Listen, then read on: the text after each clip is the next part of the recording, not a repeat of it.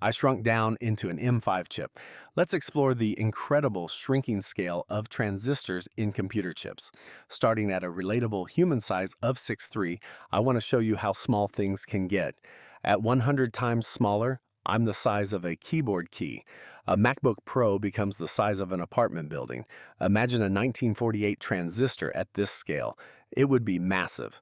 Now let's shrink down another 100 times. At this micrometer scale, I'm about 200 micrometers tall. That's roughly twice the thickness of a human hair. A 1968 transistor is significantly smaller but still enormous compared to me. Next, we shrink down another 100 times. At this scale, I'm literally invisible to the human eye. A human hair is like a 25-story building here. A grain of rice is the size of Mount Rainier. This is the scale where bacteria live. By the 1980s, electronics were consistently manufactured at this size. By 2003, computers started to resemble the modern ones we know today. Now let's shrink down to 20 nanometers tall.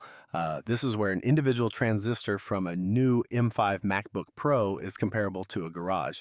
At this scale, individual atoms look like marbles. The process to create these tiny transistors is called photolithography. It uses light to develop circuits onto atoms. Moore's law states that the number of transistors on a microchip roughly doubles every 2 years. This has been true since the beginning of the semiconductor industry. Technology advances due to the hard work of brilliant minds.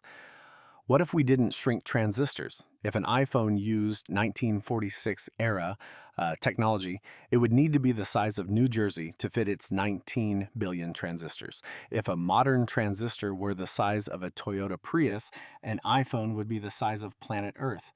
The scale of these advancements is incomprehensible. For more content on incredible scales and how transistors work, check out the Epic Spaceman channel.